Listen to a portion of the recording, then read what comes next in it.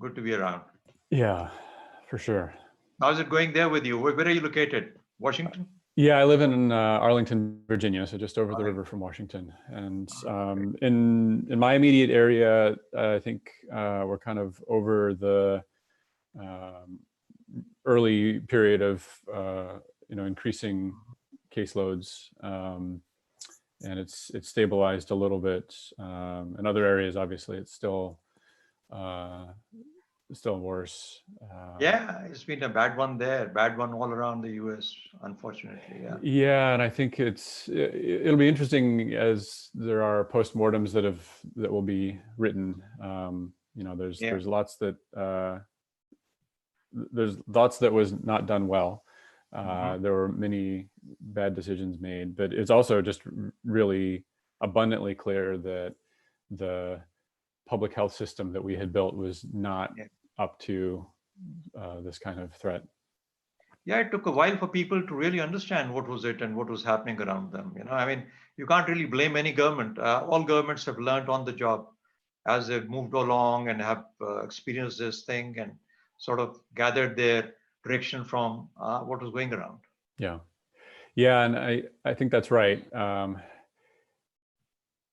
There's another complication here, which is that I think over time there's decreasing trust in government, and so even Yeah. as governments might have been learning and putting out guidance and so forth here, I think there's a strong inclination to not trust whatever the government is putting out, and people kind of have gone their own way in large parts of the country, and those are places that you now see increasing caseloads, whereas I think in the urban areas that were hardest hit initially, there's a lot more sort of care being taken now by individuals to not only isolate but also wear masks in public and things like that. So It'll be interesting to learn from the New Zealand and German experience and see how these liberal democracies manage to get their society in some sort of a controlled direction and come out with relatively better situation, better state. It'll be very interesting. Both liberal democracies, and when you compare liberal democracies on both sides in terms of the US, let's say Italy, France, etc., etc., and then you look at these two and see how the societies have differed in their responses and why. Perhaps yeah. leadership is going to be one factor, and governments possibly. Yeah, national leadership clearly matters a lot too. Adil, are we taking your time? Good to see you, Edo. Good morning. Good to see you. Likewise. Thank you very much. It's very early for you, but thank you very much for joining. Well, I imagine that you all are also having early mornings these days, so. Very early. It's a different routine for many. Some people sleep in the morning. Some people don't sleep at all. Right. So, yeah. So we are trying to get President online as soon as he is able to join, and I think we can start on time at 4 o'clock. Great. Adil, did you figure out the YouTube link? Yes, it has been tweeted. Okay, great. People they have shared this YouTube link also. Okay. Mhm.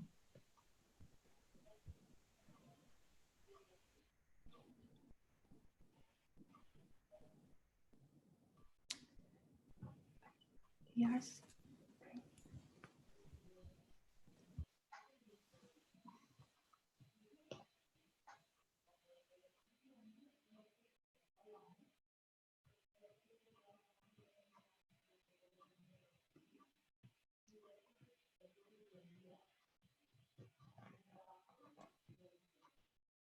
So Kaleem Sada Saab is online, in case you missed the message.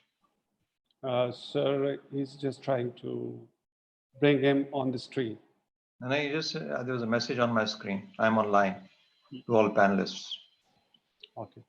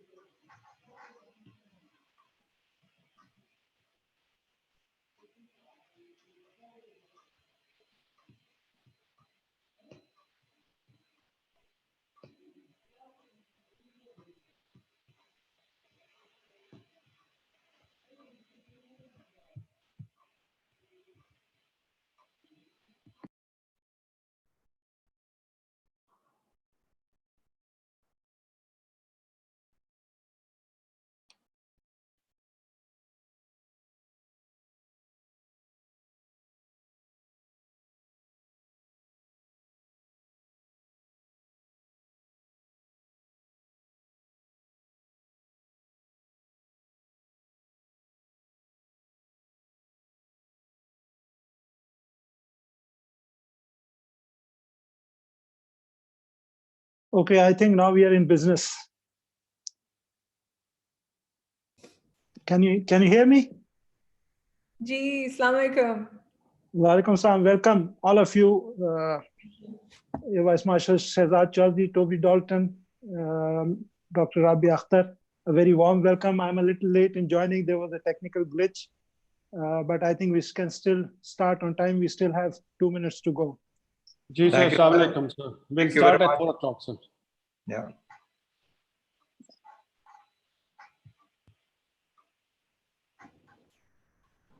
So the topic is quite current. We had one this morning related to the same, but from a different perspective. And the three of you, the panelists today, I'm sure will bring their own unique perspective to this problem.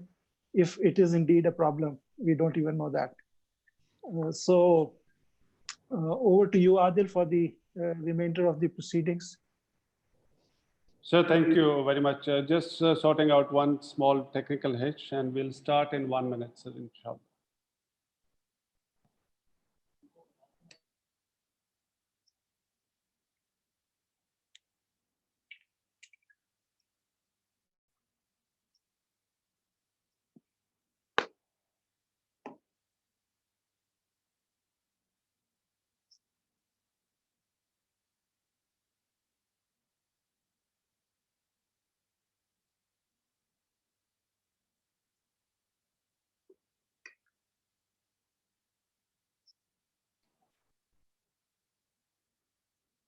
So Shehzad, how are you? Yeah.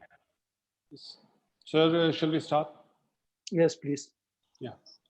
So thank you very much, all the panelists and all the participant guests from around the world who have joined us for this important webinar that CAS is hosting. We understand that it's very early morning in Washington, and in Pakistan it's close to time of breaking fast. So both Washington and Islamabad probably it might be a bit difficult to catch that attention or grab that, maintain focus. But I appreciate all the participants. Let me introduce myself. I'm Adil Sultan, Director Nuclear and Strategic Affairs at the Center for Aerospace and Security Studies and moderator for today's event.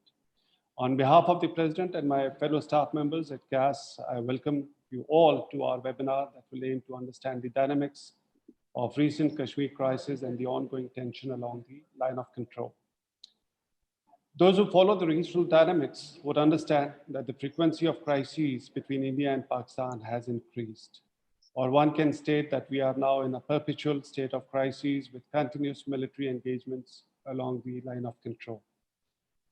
To understand whether this would be a new normal for the region and what could be done to prevent this dangerous situation, we have with us today an excellent panel of experts that include Dr. Toby Dalton from Carnegie Endowment for International Peace, Washington, D.C., Air Vice Marshal retired Shehzad Chaudhry, and Dr. Rabi Akhtar from University of Lahore.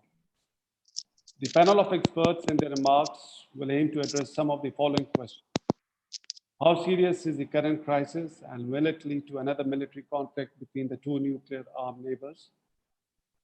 What would be the role of the international community in preventing or diffusing the next crisis, especially when it is embroiled in dealing with the pandemic?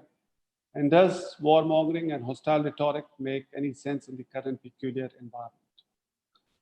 Another question, or three more questions that we would want the panelists to address is, if the major powers remain reluctant to intervene in lowering the temperature, would it be possible for India and Pakistan to manage the crisis on their own? And with India's claims of surgical strikes being a new normal and Pakistan's policy of quid pro quo plus, what could be the nature of a next military crisis? And can a surgical strike change the domestic Indian reality? Finally, in view of the rising influence of Hindutva at the senior decision-making level, is there a space to manage India-Pakistan relations through a dialogue? Before we start our panel discussion, I request my panelists to start make their statements. Some administrative announcements. I'll request all the other panelists who are not speaking to keep their mics off to avoid any disturbance. And in case there is a technical hitch, because we have heard that some problems are being faced by Zoom since yesterday. So all the participants and the panelists will receive a new password and login And we hope that we'll be able to resume within 10 minutes. And finally, all the panelists will have 8 to 10 minutes to make this statement. I will request that they stick to their time. Now, coming to our first panelist, Dr. Toby Dalton, who is an old friend, and we often agree to disagree on issues of our common interest, but respect each other's perspective very, very well. Toby is a co-director and a senior fellow of the Nuclear Policy Program at Carnegie Endowment for International Peace. His work addresses regional security challenges and evolution of global nuclear order, focusing on South Asia and East Asia. He is a co-author of a book, Not War, Not Peace, Motivating Pakistan to Prevent Cross-Border Terrorism, a title that I always disagreed with Toby. This book, nevertheless, provides an in-depth analysis of the conflict spectrum in South Asia, and it's an excellent read. From 2002 to 2010, Toby served in a variety of high-level positions at the US Department of Energy. He also established and led department's office at the US Embassy in Pakistan from 2008 to 2009, and that is the first time we and Toby met, and we were working for our respective governments on nuclear-related issues. And subsequently, we continue to remain engaged as academics also. So Toby, over to you. Oh, great. Thank you so much, Adil. It's great to be with you and a real pleasure to share the screen with all of my fellow panelists this morning or afternoon for you, I guess. And thanks to the Center for Aerospace and Security Studies for convening this important and timely discussion. I wanted to kind of start by offering some ideas about how I've come to think about this issue as I've pondered it over the last few months. And I really want to thank Adil for spurring me to write an article and published in Straff Asia, the online platform, to kind of cohere my thoughts. It's sometimes it requires some outside motivation to get you to put things down on paper. And so it's great to have that out there, and that'll be the basis for my remarks today, is the article that I contributed. I want to preface what I'm going to say by offering a note of humility, which is that when you're 11,000 kilometers away from a problem space, it's sometimes difficult to see events, and that obviously leads to potential differences in interpretation. It's quite plausible that sitting far away, I miss key details and so forth. It's also really difficult, I find, increasingly, and more so these days, where it is not possible to travel as widely and sort of get a sense of ground realities, to kind of do the dispassionate analysis while also gaining an empathetic understanding of how people on the ground are viewing a situation. And so for me, that's kind of an important caveat as I think about the way that I've come to view what's happening between India and Pakistan. So thinking back to the Pulwama Balakot situation about 15 months ago, the crisis in February of 2019, and what it means. And in particular, I'm interested in the political narratives that have been crafted by India and Pakistan to explain those events, and also to foreshadow how a future crisis might unfold, to kind of create expectations and also to, in theory, bolster deterrence. My interpretation of that crisis and the events subsequent to it is heavily influenced by the work that George Perkovich and I had done previously in the book that you referenced, Not War, Not Peace, where we tried to understand the situation and the options that were being debated in India at that time. And so that analysis that we conducted in that book still influences how I see this situation. And I think the key observation that I would make is that neither the Uri surgical strikes or the airstrikes that the Indian Air Force conducted at Balakot rose to the level of violence that we imagined in that analysis would lead to escalation of the crisis that would threaten nuclear use.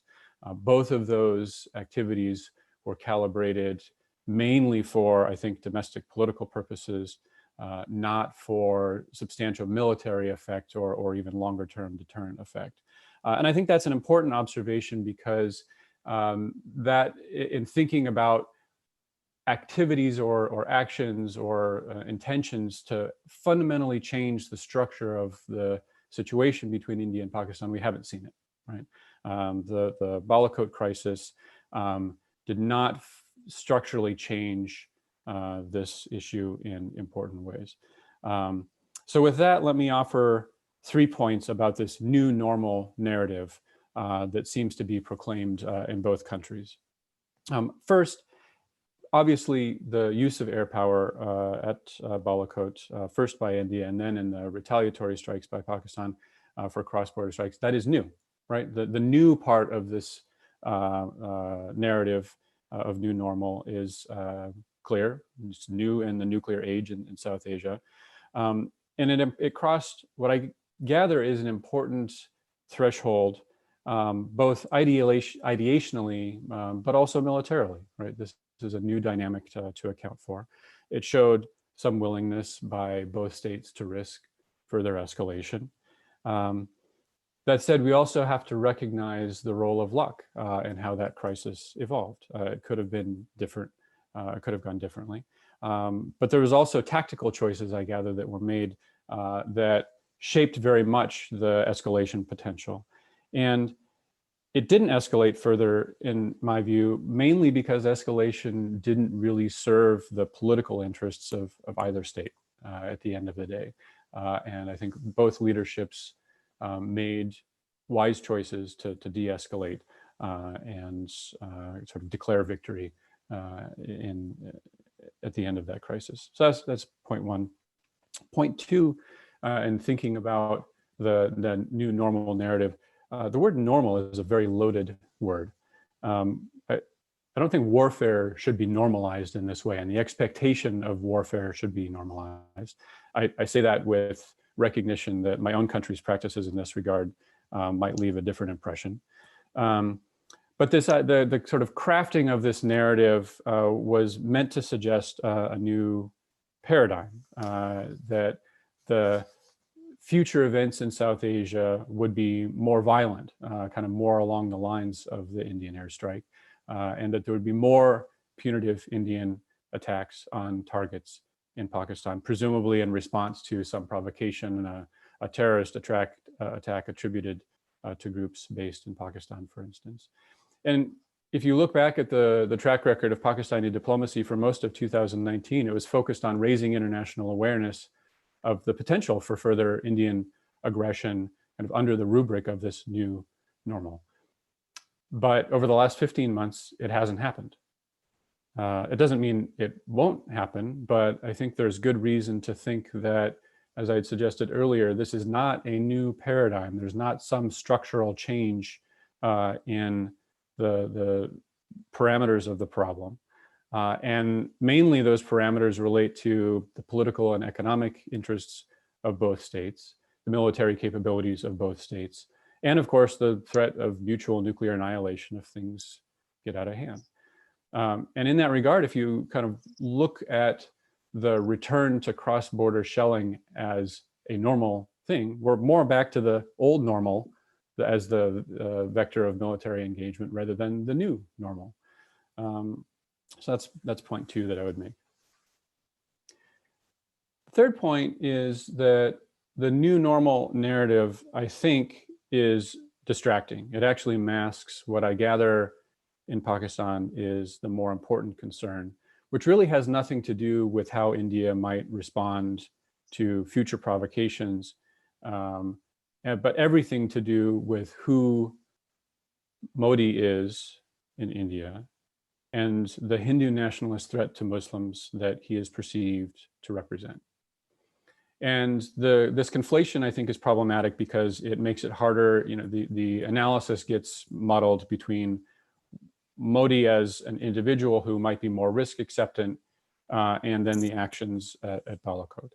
And specifically, I gather that the fear in Pakistan is that Modi's success in implementing majoritarian domestic politics, coupled with a fairly tepid international condemnation of his actions in Kashmir specifically and against Indian Muslims in general, will embolden him to try something more against Pakistan. And clearly you can identify fairly regular statements from Indian officials about going after POK, first Kashmir, next Gilgit-Baltistan. These statements are there. You can't deny this evidence. I noticed earlier today a post on Facebook, in case anyone has appetite for a Zoom session after your iftar dinner, that the Central University in Gujarat is having a seminar this evening that is Gilgit-Baltistan, a roadmap, question mark. I'm not sure how to interpret that. I just note it and see that there are discussions ongoing in India that could feed perceptions of intention to somehow try to change territory. So these developments, both the new normal narrative, but also then the kind of how you interpret Modi, clearly have animated the security community in Pakistan. It's not for me to say whether this is right or not right, real or not real. Perceptions obviously matter. And so as an analyst, I try to see both the big picture and also the important details. And as I look at this, Modi himself and Indian domestic politics are important details, but do they change the big picture? Pakistan has nuclear weapons. Most people seem to think that nuclear weapons deter changes to territorial status quo. Neither country seems to have the capability to win decisively in a war. Both have economic and international political priorities that militate against protracted warfare. So these structural conditions have not really changed, despite the change in the character of the Indian leadership. So I guess the bottom line for me is that the new part may be new, but normal part may not be so different, right? The old normal and the new normal may look very similar. There may be periodic violence, but by and large, that violence is relatively stable. I think both states know how to handle this. Is it good? Is it bad? I leave that to you. I think personally, I think that's a unsatisfactory situation. But it's one that, as we captured in the Not War, Not Peace title of our book, it seems to be an unfortunate conundrum that both states can't escape from. I'm happy to discuss further in the Q&A other variables, US role, Chinese role, et cetera, that are important. But in the interest of time and in particular, the interest of hearing from my fellow panelists, I'll turn it back over to you. Thank you, Toby. Thank you for these, I think, interesting remarks. Our next speaker is Air Vice Marshal Shahzad Chaudhry, who retired from Pakistan Air Force in 2006. He has since then served as High Commissioner to Sri Lanka and has also taught at the Quaid-e-Azam University, Islamabad. He has been a member of various track twos on strategic security and nuclear issues, and is a frequent contributor to the national discourse on current issues in the media. He appears frequently on international media and is a regular columnist in Pakistan's mainstream papers for the last 11 years. He is a keen India watcher and comments on India-Pakistan affairs regularly.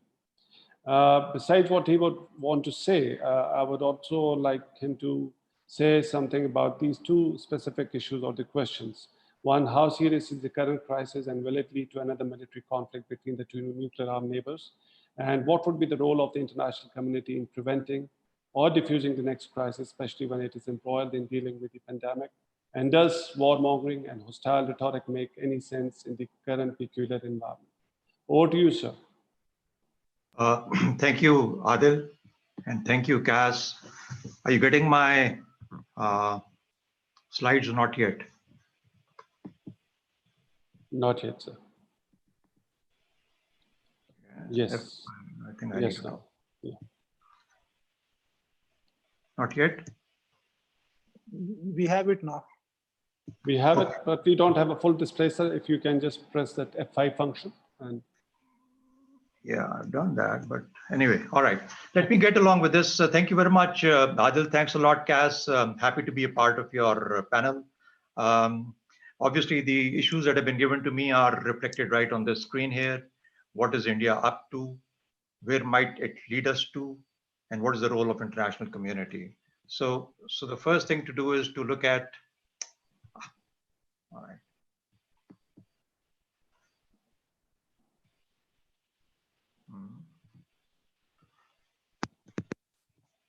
Yeah. What is India up to? Well, the first 3 points actually indicate to you, or it indicate to us that the first 3 things that Narendra Modi did after he came into power last year was the revocation of the Article 370 and the converting or turning Babri Mosque into a temple. And then Uniform Civil Code was what he wanted to do, but he got a part of it only when he actually legislated the triple talaq as illegal, but the rest of it obviously couldn't go through. But he got that through other means, and which was the Citizens Amendment Act, the National Register for Citizens, and then criminalizing the Muslims. So basically, he alienated the Muslims in his own country. He wanted them to bring about a proof of whether they've been a part of India for long, and etc. etc. So he had a list of actions to do, which he obviously managed to do with the support of the various institutions within the Indian structure. And so this is what we have been looking at. Now, within Kashmir, what India did was obviously he enjoys unchecked impunity because of the fact that we have known that so much of oppression and suppression has gone about in the poor Kashmiris or on the poor Kashmiris. Almost 100,000 lost their lives in the last about 30 years or so. But more importantly, ever since August 5, there is absolutely no communication or very little communication coming out of Kashmir into the rest of the world. It's recently started, but that has kept Kashmir in dark. And what has happened is about 8,000 to 13,000, I think, youth have been taken away somewhere or into hiding. Nobody knows where they've gone lost. So I think that is the kind of oppression or suppression going on in Kashmir. It also went into a near war with Pakistan. And while Toby said that this was something which was perhaps for the consumption of the political or the domestic audiences, I have a different opinion of it. And this near war with Pakistan in February last year, 2019, when the two sides got into an aerial skirmish, I think more was meant for India to sort of scare Pakistan into submission. It was like enhancing the perimeter of security for India because it knew what it was doing. It was going to follow that on 5th of August with its Article 3, the revocation of the Article 370. So there was a plan in that, all that madness. It wasn't really simple madness or appeasing the public opinion within your domestic audiences. I think what else has happened in Kashmir of even greater significance is the Article 35A, supplanted, of course, now by the J&K Reorganization Act of 2019. What it does is it obviously it gives the power to the Indian state now to decide who is a Kashmiri, who can be declared a Kashmiri. Obviously, they have a set of rules for it as well, but they are far more flexible and relaxed than what the state of Jammu and Kashmir had in its Article 35A. Now, that actually opens up Kashmir to a lot of investment, to people coming in and buying properties and lands, etc.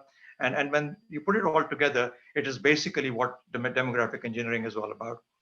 You look at the partners in crime who've been abetting all this is, of course, the Supreme Court kept quiet on Article 370, is still very quiet on 370. It's meant to bring it up. It's never bringing it up. On the Ayodhya thing or the Babri Mosque thing, it went into and declared something which was already sort of decided or wasn't decided or wasn't declared under earlier governments. And 75 to 80% India's domestic, I think, majority supports this because you find that the Article 370 not only passed the Lok Sabha, it also passed the Rajya Sabha, the upper house, which obviously did not have the BJP majority. So somebody else, seemingly Congress, also was not hesitant to support India's position as far as Article 370 was concerned. So I look at all this, and other than a fringe social part of the Indian society, there isn't much of a appetite to actually reverse or revert back to what the Article 370 had given to the world at large and to the Kashmiris in particular. The international community has kept quiet about it. Obviously, Toby mentioned that, and I agree with him, and I actually reinforce and reiterate the point that it emboldens Modi to do more. It emboldens Amit Shah to do more and the Aditya Nath, etc., in India. When that happens, you don't know what the next step of Mr. Modi will be. He has a couple of considerations before he goes there, but for the moment, BJP's Hindutva and Kashmir agenda rages unabated, which is obviously a sign of discomfort for Pakistan. Hindutva is something for them to look at internally, but that reflects very much onto how things are happening in Kashmir as well.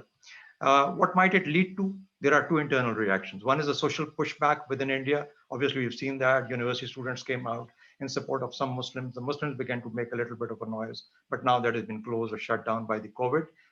Can the Muslims resurrect their dignity? Well, it is for the Muslims of India to decide and determine that, but that is a possibility when things get a little better. Pushback in Kashmir is, in my judgment, something that is bound to happen simply because of the fact that for the moment you can close the Kashmiri leadership and other people down, and you can make some 13,000 youth disappear. But that is something that is inbuilt into the system, and I don't think the reaction to that will be mute in terms of the ethnic cleansing and genocide and whatever Indian state is now applying in there. Can the two conflate ever? And not in terms of a single control or something, but in terms of a synergy in effect when the two sides, Indian state may be divided in terms of how it is oppressing both the Muslims as well as the Kashmiris. What can be India's resort when such a thing happens? Well, we've seen one, diversionary tactics, chants of terror with convenient false flag events. And false flag events actually is meant to reinforce the chants of terror that you've heard from the Indian statements and leadership statements. Balakot-like enactments. This is to reinforce perceptions in the international audiences, to say that there are terror camps which have been taken on by the Indian forces. Surgical strikes are exactly the same extension. And then you have LOC violations, which are meant to continue to highlight the fact that there is an attempt to infiltrate, despite the fact that everything is fenced down, or most of it is fenced. And obviously the Indian military and paramilitary exists in very large numbers on the other side. The second possibility is a battle of reverse front. In fact, it's already happening. And when I say battle of reverse front, and although the term is from the First World War, but what it really means is that you have battle taking place in your rear. And you have two bases that India enjoys in Afghanistan as well as Iran. From there, then it launches the kind of a battle on Pakistan, which obviously we've seen as a battle of reverse front in terms of the terror attacks that continue from there, and insurgency that is meant to, in fact, take shape in the western parts of Pakistan. These two are happening simultaneously. The world hasn't reacted much to it. The third is the offensive defense. I give it a military term simply because of the fact that we need to understand this. Offensive defense is more like Balakot, basically enhancing the perimeter of security. When India feels a bit unnerved because of the fact that there could be reaction within Kashmir, there could be reaction or support from outside Kashmir to the state in Kashmir or to status in Kashmir, that is when India may like to go a bit on the offensive, essentially to make sure that it can, like I said, scare the people outside or the Kashmiris down and into quiet. So that is what they intend to do. Those sort of things, which can be pinprick attacks, again, the surgical strikes as well as Balakot-like missions, could possibly be a part of it. Now, when Pakistan responds to it, then it becomes sort of a action-reaction sequence. And then there is that possibility of escalation or dominating the escalation ladder. That obviously can lead us to some very unnerving states and situations, and that's very much a possibility. But it depends really on the first two. If there is on the first two, as India continues to apply those, the diversionary tactics and the battle of reverse front, and there is no reaction from Pakistan onto any of this, then it may not choose to go on to the next two, offensive defense that I said. And of course, the final is the defensive offense, something that again Toby mentioned in terms of Gilgit-Baltistan or the Azad Jammu Kashmir, for example. Something. Remember, there are three directions that India can launch towards out of Jammu and Kashmir: north, east, and south. South and east continue to remain active for a long time, and it is the north that Pakistan must pay attention to. What are the international forces likely to do? Well, if Balakot, etc., type of things happen, we've seen there was immediately an interaction by the US with both India and Pakistan and trying to keep things quiet a little bit. So that's sort of a response in case we go beyond the first two and go into something which is called the offensive defense, which India might resort to in that case. So if that happens, then obviously we can imagine two nuclear forces or a threat of two nuclear forces coming into confrontation with each other, and the world will be unnerved or disturbed about it. Now, geopolitical and geographical spread of events may entail different responses. What I really mean by this is, for example, it may not, whatever India might do in terms of an audacious offensive, something that Toby mentioned too in terms of the Gilgit-Baltistan or something like that, or Azad Jammu Kashmir. But along with that, something happens in South China Sea. Now that might, sort of keep China divided into what is happening on its absolute southwestern borders and the southeastern front. Now, if that happens, there could be a possibility of a very, very a tenuous or a tentative kind of a situation where things can go out of control. That at that point of time, I feel China coming into play there. Keep in mind another thing, that when India gets into some difficulty or wants to act assertive with China, they never do it in the western sector, which is Ladakh and Tibet and Ladakh and China. Never do it from there. Always, it is the Himachal and the northeastern. They don't want the Chinese to actually focus this side at all in terms of the southwestern area. So I think the Chinese would be disturbed about if things begin to get a bit close for their comfort. Under COVID-19, just to apprise ourselves, and we know this, the US has vetoed the UNSC attempt at halting conflicts. The United States did that. And along with that, the Indo-PACOM launched an operation in Venezuela. So that is as far as your question on COVID-19 is concerned, whether there should be or we can be conflict under COVID-19. It should or not is a different matter, but it has happened. There has been operation launched in Venezuela. Yemen continues in and out. Kashmir, of course, continues to bleed. And like I said, China remains the X factor in this equation. So really, we'll have to see how things develop, how things evolve. It shall also be seen as to what sort of a check can be exercised on Mr. Narendra Modi and India to keep him in check and control. Otherwise, like I said, everything is possible. There is a list of or a menu of 4 possibilities. India could possibly choose 2 or 3. 2 are already happening. The third is its choice. And you want to escalate to number 4. It's a possibility. But then we get into a full-blown war. Thank you.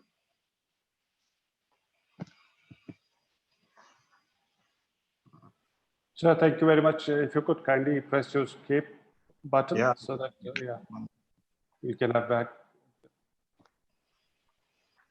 No, I just got to do this. Stop share. Yeah. Thank you very much, sir. Thank you. Thank you for sticking to your time also, sir. Thank you very much for that. Now, our third speaker is Dr. Rabia Akhtar. She's a Director, Center for Security, Strategy and Policy Research, University of Lahore. She's also Director, School of Integrated Social Sciences at the same university. She holds a PhD in Security Studies from Kansas University and did a Master's in International Relations from Quaid-e-Azam University, Islamabad, and Master's in Political Science from Eastern Illinois University, USA. She has written extensively on South Asian nuclear security and deterrence dynamics. She is the author of the book titled The Blind Eye, US Non-Proliferation Policy Towards Pakistan and From Ford to Clinton. It's a fascinating historical account of Pakistan's nuclear program. It's a must read also. Dr. Akhtar is also the editor of Pakistan Politico, Pakistan's first strategic and foreign affairs magazine. She is also a member of Prime Minister's Advisory Council on Foreign Affairs.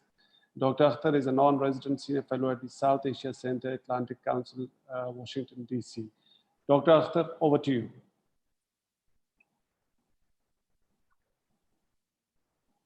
Can you unmute your mic, please? Yeah. Thank you. Thank you so much, Adil, for the invitation to join this esteemed panel. And, it's a great pleasure to be here. Also, I would like to thank President Cass for holding this, session on a very important subject. I will start with what bothers me, and it's the term the new normal, which is flaunted around. I'll state at the outset that I do not believe in this term. And to me, everything that is happening now is a continuation of events that have manifested in previous decades. So to me, there are no transitions, no clear-cut breaks. There was no post-Second World War world. There was no post-Cold War world. There will be no post-COVID world. And there is no new normal. It has become sort of fashionable to talk about Pakistan as if it is an abnormal state, and somehow everything related to Pakistan needs to be normalized. Toby would know, and he's said that normal is a loaded term because he wrote this book about Pakistan and normal nuclear Pakistan. There have been others who have written about it.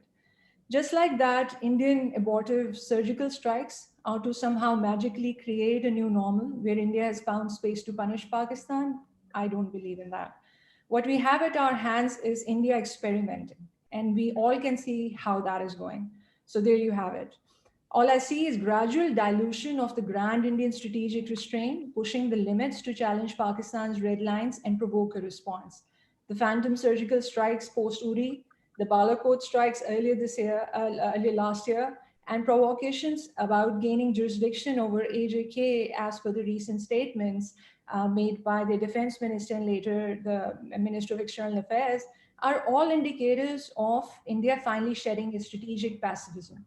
It is also increasingly becoming a revisionist state, finally shedding the impressions of a status quo power. So there I have my piece about the new normal.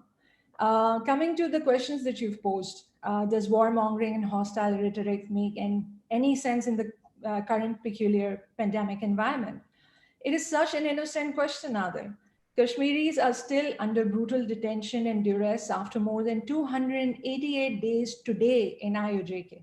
Has the pandemic brought any relief in the curfew? Has the pandemic made the Indian government think about lifting the curfew to provide humanitarian relief to the Kashmiris? The answer is a resounding no. Then why do we even think that warmongering and hostile rhetoric should be dished by the Indian government just because we are gripped by the pandemic, irrespective of how unprecedented it is? Line of control has been on fire since August 5th and will continue to be so in the unforeseeable future. Consider this. We are still at some considerable distance from each other across the line of control. The pandemic didn't even stop the Indians from entering into a fist fight and not sicking with the Chinese border patrol team. COVID-19, social distancing, hello, stay on your side of the border. Nothing of that sort when militaries are concerned. Does the diversionary thesis of war apply here, even as the world is facing this pandemic? Yes. As of today, there have been more than 3,000 deaths from COVID-19 in India. But it did stop their former army chief and union minister V.K. Singh from making that statement that India's plan to take GB is ready? No, it did not. It is not too far-fetched a thought that while Pakistan is dealing with COVID-19 crisis, India might consider mimicking what China did to India in 1962, destroy Pakistan's post across the line of control. I don't think that they have a plan to take GB or AGK all at once. They might have a plan of destroying Pakistan's post across the line of control, capture some part of its territory across the line of control, and then do a unilateral ceasefire just short of Pakistan exploring its retaliatory options. What would Pakistan settle with giving up those posts, or would it escalate and not settle with India seizing its territory across the line of control? The fear of escalation at the line of control is real, pandemic or no pandemic. Literature on Indo-Pak limited war options and every game or simulation exercise you, I, or everybody else in this forum has attended would tell you that limited war might not remain limited. Pandemic or no pandemic again. Pakistan needs to be ready and not think even for a split second that India will spare Pakistan just because it believes Pakistan needs to direct all its energies towards dealing with the pandemic. That would be foolish. Coming on to your second question about the rising influence of Hindutva at the senior decision-making level, and is there any space for dialogue under this environment between India and Pakistan? The Hindutva ideology to me is exclusionary in its approach and discriminatory in nature. It aims to restore Hindu pride, projects Hindu nationalism, and is fascist in spirit. On behalf of the entire Indian nation, RSS, driven by the Hindutva ideology, gets to decide who belongs in India and who does not. So to answer your question, in view of the rising influence of Hindutva at the senior decision-making level, is there any space for dialogue? No, I do not see any space. And not because Pakistan does not want to talk, but because they don't think it worthy of their time to engage Pakistan. They are done talking to Pakistan. They don't want to engage. They want Pakistan to accept the decision of August 5th. They want Pakistan to internalize this change of status that has been unconstitutionally, illegally imposed on the people of Jammu and Kashmir, whereby the already occupied territory was annexed on August 5th to make part of Indian Union territory. They don't want to talk to you. They have acted on their manifesto. They have done what they said that they will do. And do you think that they will give Pakistan the time or day to talk, and talk about what? To them, Kashmir issue has been resolved. If now you seek talks, it means that you have accepted the current status quo of Jammu and Kashmir, because from here onwards, only this could be the new barometer. Is that acceptable to Pakistan? That is the question. Coming to your last question, with India's claims of surgical strikes being the new normal, Pakistan's policy of quid pro quo plus, what would be the nature of potential future crisis? And your second part of it, will surgical strike change the domestic Indian reality? Adil, I see QPQ, I'll call it QPQ plus, as a manifestation of Pakistan's full spectrum deterrence. QPQ plus does and will not imply that Pakistan would escalate disproportionately. The burden of escalation will remain on India, and I believe so. The pattern will be determined by the targets and territories that India opts to engage with military force upfront in the crisis. Now, having said that, the window for conventional conflict at operational and tactical levels will always exist, and India will continue to exploit it to achieve its doctrinal objectives. The preparation of Pakistan military at operational and tactical levels will thus determine how quickly this window is shut and strategic deterrence remains intact. In a crisis, previous statements by Indian leaders about NFU, AJK, GB, all are going to play on the minds of Pakistani decision makers. But I'm a bit optimistic here.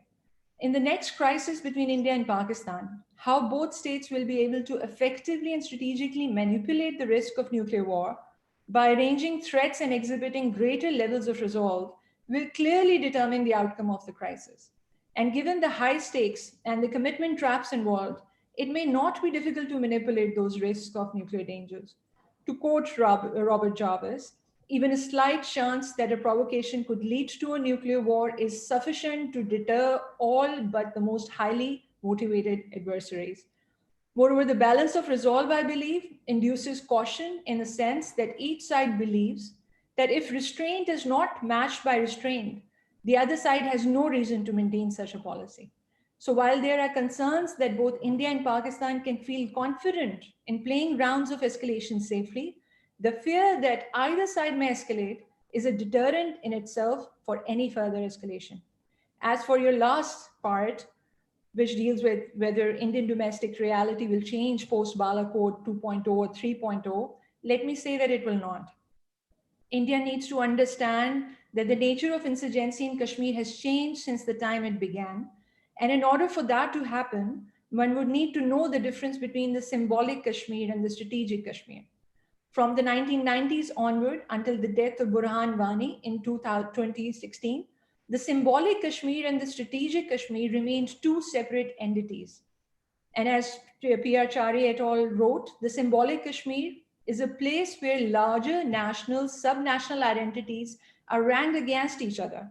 The conflict in this Kashmir is as much a clash between identities, imagination, and history as it is a conflict over territory, resources, and people.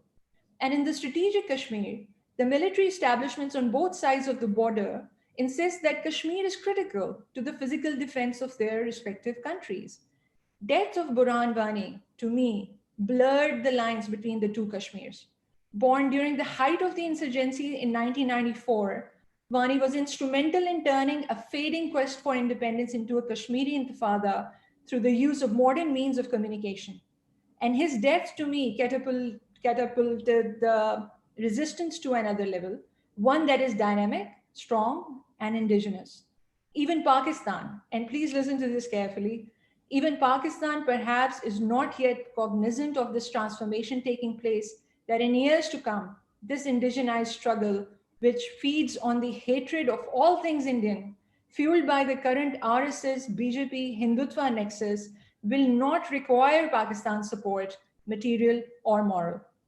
The symbolic and strategic Kashmir are heading for a clash, which will shape Indo-Pak nuclear rivalry if these dynamics are not understood. So will Indian domestic reality change within other crises with Pakistan? No. Why? Remember that this generation is in for a rude awakening, and it is coming whether anyone likes it or not, whereby sab yaad rakha jayega, sab yaad rakha jayega. So I'll end here and looking forward to the Q&A. Great. Thank you, Dr. Rabia. As always, very fascinating points that you made. Now we move to discussion session, but just again, some administrative announcements. There's a section for chat on your screens for all the participants and also for question answers. So anybody who wishes to ask a question, he or she can write a question, and the panelists, they have the option of responding directly by chatting, not speaking over here. But whatever, I'll expect that whatever questions comes through moderator, that I expect the panelists would be responding. So you have the option of responding directly also to some of the observations, because in the end, we may not be able to cover all the questions.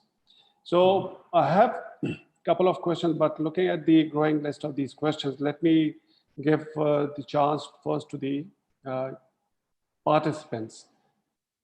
First question from Tarek Rauf from Vienna.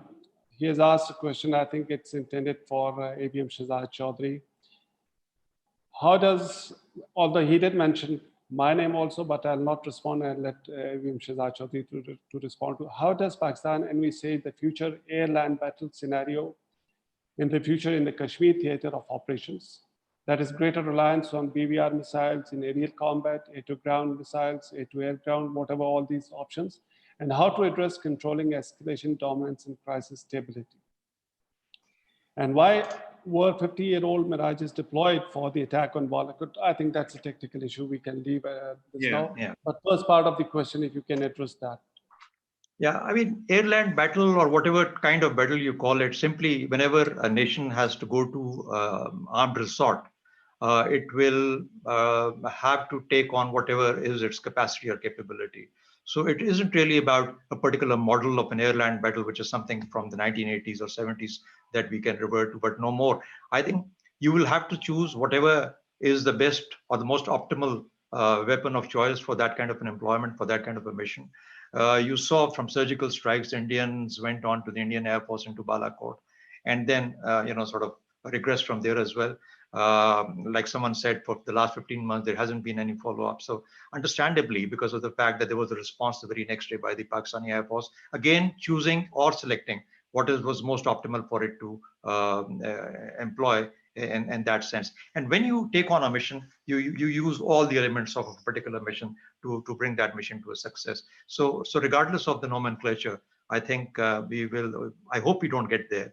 I hope we don't get there, but if we need to, we will obviously fall back on what we have. So thank you very much. Next question by Ms. Samara Durrani, and she agrees with Toby's assessments of this regional dynamics, but she says what she finds missing from his submissions, and she's asking for in his reading, is whether and how Washington is currently viewing with concern or not the regional situation at our end. And secondly, what would be the Washington's likely response in case one or both of our countries decide to be unwise and escalate to unexpected levels? Toby, your turn, please. It's a very good question. I wish I had a very good answer for this question. My sense is that the political establishment in Washington is alternately fixated on COVID and the upcoming election, and has very little time for foreign affairs issues, unless it has to do with blaming China for the COVID situation. So even things that ought to gather more attention, the situation in Iran, with Iran, for instance, I think is a good one where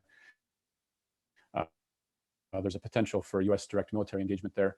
I think the bandwidth here, political process, attention span, et cetera, just isn't there. So I doubt that this issue gets much attention in the White House. There's a dearth of senior political officials who are really kind of looking abroad. In terms of how the US might engage in a next crisis,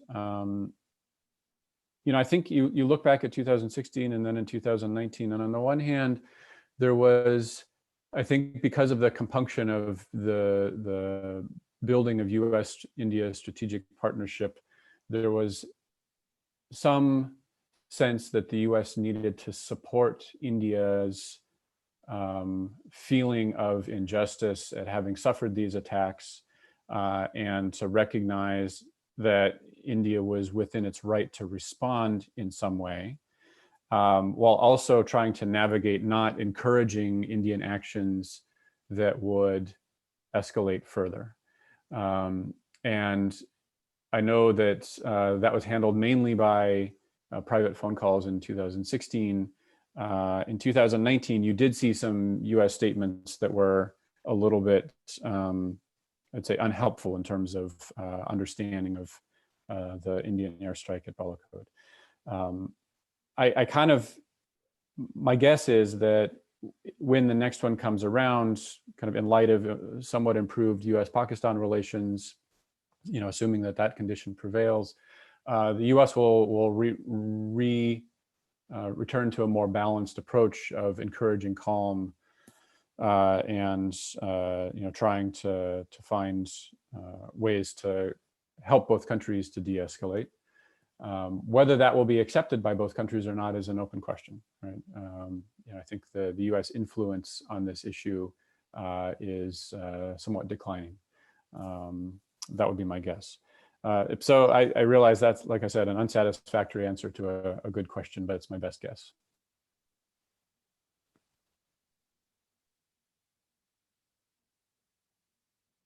Thank you, Toby. So what I'll try in the interest of maintaining this balance, I'll bring out a question by Naseem Abbas, probably he's from Karachi. So it's a question for I'll request Dr. Rabia to answer this. While we know the volatility of the situation between two nuclear rivals and chances of an uncontrollable escalation in any military adventurism by India in the future, why, in your opinion, is the international community so indifferent to the solution of Kashmir as per UN resolutions? I think it's kind of generic, but Dr. Rabia, if you could kindly respond to this. Sure.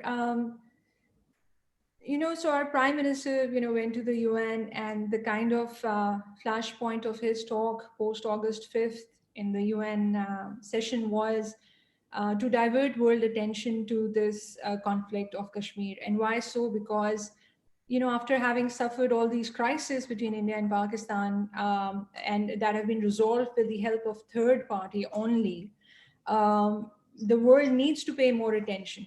Because if India and Pakistan are left to their own devices, in the absence of bilateral crisis management mechanisms, you don't know as to how long it's going to go, where it's going to end up.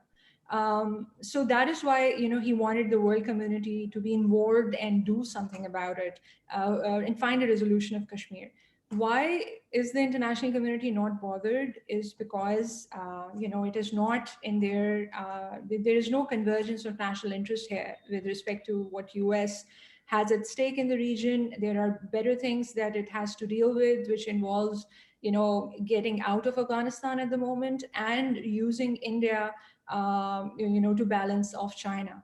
And given that the nature of this conflict, India has maintained that it is a bilateral conflict, and it does not want any third party to be involved. I don't think US can come out with a heavy hand towards India and force it towards a resolution. There is total convergence of national interest between US and India, and anything on Kashmir which is provocative and making India change its course on Kashmir is going to hamper a US national interest, on the other hand, for which it needs India. So I believe, in short, to answer your question, the world will remain indifferent. And I think it will be, at the end of the day, for India and Pakistan to find a resolution of this.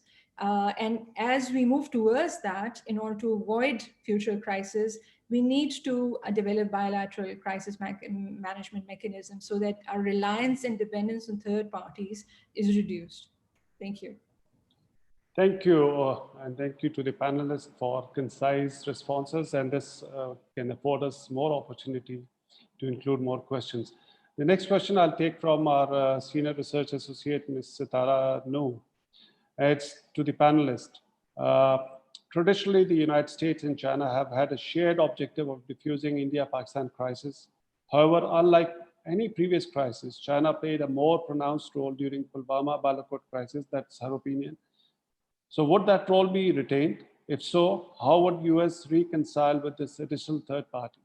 could this potentially add a new troubling dimension, that is US versus Pakistan, to the India-Pakistan crisis?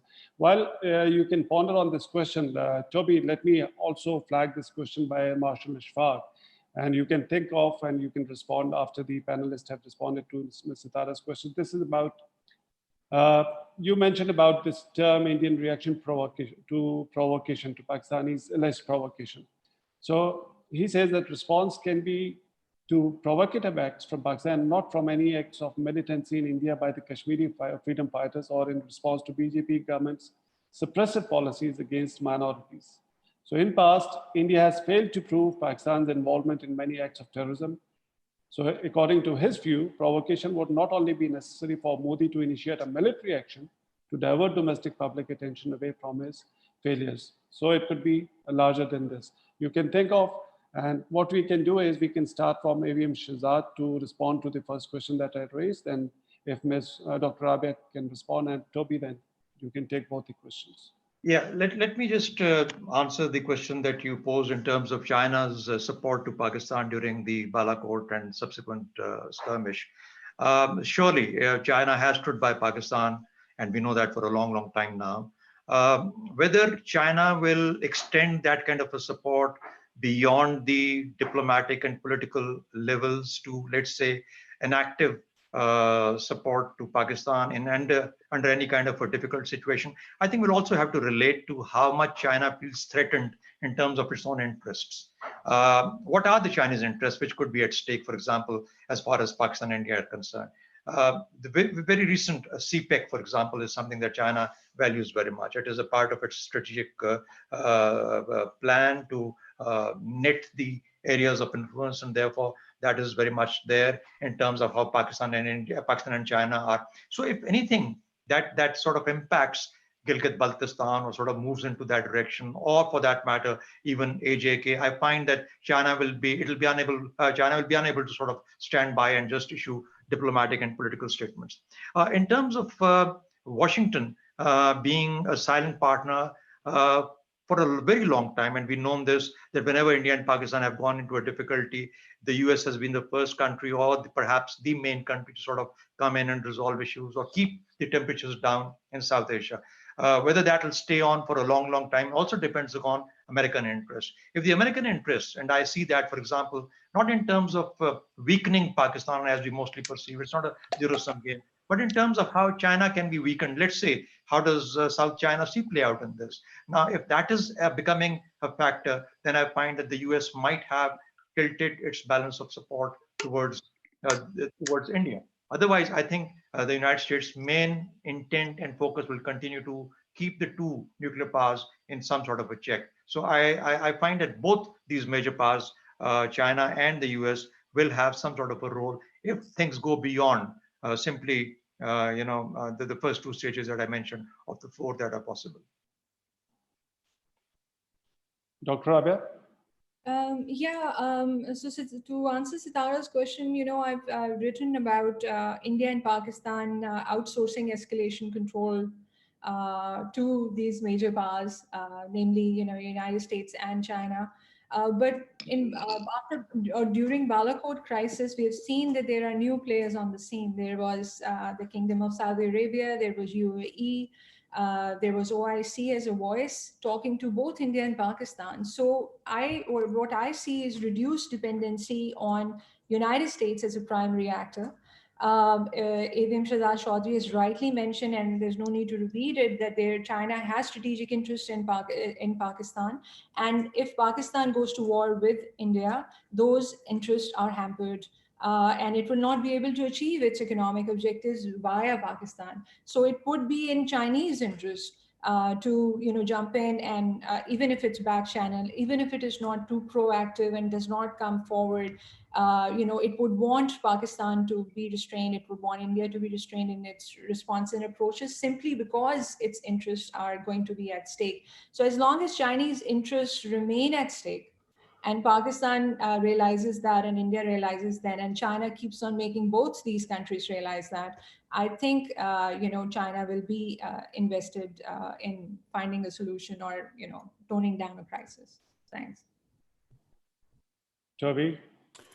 To Sitar's question on China, I have to say that this is a puzzle that many in Washington have wrestled with to try to understand China's orientation to the potential for future crisis that somehow threatens its interests. It's, a singular data point in Balakot does not suggest a change or a trend. It's just, I think, a singular data point, and we need to recognize that. Most people who think about this issue here, which is a relatively small community, I think believe that as China's economic investments in both countries grow, it has more liabilities in both countries that would encourage it to be more overt in its efforts to dampen crises. But that also militates against the kind of Chinese mantra of not interfering in internal affairs of other countries or even bilateral affairs of other countries. And so there's real tension there. Part of that puzzle for us also has to do with who is making the policies in China. And it's, in speaking with Chinese colleagues in various think tanks and universities, it's not entirely clear how the policy process in Beijing kind of deals with interests related to CPEC on the one hand, China-India relations on the other. In terms of how the US would view a Chinese role there, I think at some level, it's, it should be welcome that China would do more to restrain potential crisis. There's another issue that I would just flag about how the US view might change over time, which is that I think you can already see in the US a trend of insularity, of turning inwards politically. A lot of that is manifest in support for Trump's kind of anti-immigration rhetoric and policies. There's been establishments of think tanks to encourage US to not engage so much in foreign wars and so forth. And I think the pandemic will reinforce that trend. And so if that continues, then does that suggest that the US would be quote unquote outsourcing more of the crisis role that it played previously? And I sort of asked that as a question. I don't have an answer, but I can imagine that could be the case. On the question from Vice Marshal Ashfaq about kind of provocations that India might use and the kind of attribution of those to Pakistan. I'm not a scholar of sort of different groups in Pakistan and how they have engaged in Kashmir or not. Obviously, there is indigenous insurgency in Kashmir. The extent of external support for that at this point, is not something that I'm familiar with. I would note Rabia's point about the kind of evolving or the conjoining of the symbolic and the strategic Kashmir at this point. I think that I'm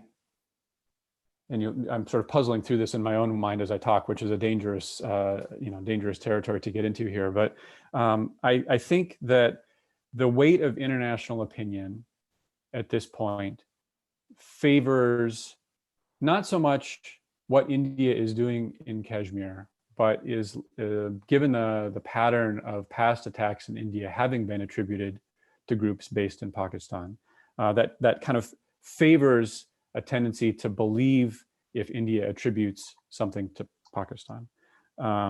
And so that, to go back to the other question though, about whether that will embolden Modi to do something more or not, I don't know. My inclination is to be wary of that leap in logic.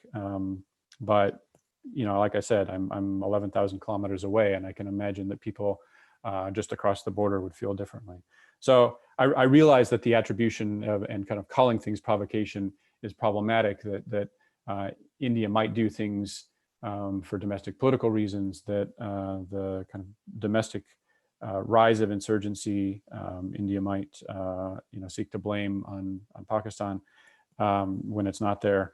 Those all may be the case, and attribution will be increasingly difficult. But at some level, at least in terms of the international view, I'm not sure it's as important as you might think. Thank you, Toby. Yeah. Sir, if it is very important, because we have 25 questions in the question answer box, okay. and equally now good number of comments in the chat box. Yeah. What I'm going to do is next I'll, because I believe Toby has to leave at 5:15 Pakistan Standard Time. If you can stay, we'll be very happy to have you here, but feel free if you have to go. So what I'm going to do is raise 3 questions by different participants to the panelists, to different panelists, and request them to respond. First, by Mr. Abdul Basit, how the expected US exit from Afghanistan will affect India-Pakistan adversarial relations, particularly when the US wants India to play a greater role in Afghanistan. He is also referring to Zalmay Khalilzad's recent visit to New Delhi and also the recent statement made by Stanak Zaid about India's involvement or the terrorist act in Afghanistan. So that's a quite strong statement that was made. So that's one question. One of the panelists can take, maybe Toby, if you can take this one. And the other question from Ambassador Jalil Abbas Jilani, who is our colleague, worthy colleague. He talked about US involvement in this region and de-escalation of the crisis between India and Pakistan in the past from 2003 and 2007 peace process. And we all know that. So his question is, do you think the US will at some stage consider playing the same role, which would also entail persuading India to reverse its 5th August action and revive the dialogue process disrupted in 2007? He has asked Toby, but Toby can respond, but I'll also request Dr. Rabia to respond to this, because the third question I'm directing to AVM Shahzad Chaudhry by Dr. Salma Malik. And her question is, what will Pakistan's response scenario be in the context of whatever you said? Will we remain reactive only? There exists a genuine fear and confusion amongst the people of Gilgit-Baltistan and Azad Jammu and Kashmir about the developments across the line of control and India's cartographic claims and changes. So if you want to comment on this, ABM Shahzad sir, and Toby, you can pick both the questions or just respond to the Afghanistan, and Dr. Rabia to Ambassador Jilani's question. We can start with Toby if you're ready. So you can go ahead on Afghanistan. Actually, if it's okay, could I defer? I want to read the other question too, which I haven't had a chance to do yet. So sure, any of the panelists can start. So, Dr. Rabia, do you mind taking this question? Yeah, I'll be brief, because I think part of this question about US involvement has been answered in different stages by different panelists, and Toby has extensively covered it as to what are the reasons as to why US will be more inward looking as we move forward, given their election, given their leadership, and all that. So with respect to whether US will push India to reverse this 5th August decision, I don't see that happening. What would be the basis for India to listen to the US when India has maintained a narrative which has been bought across the board by international community that it is its internal matter. And a lot of, you need to also keep in mind that a lot of time has passed since August 5th. So if there was to be any momentum to be generated on this, any country that needed to be brought in to put pressure on India, the time was right after August 5th and months, beyond that.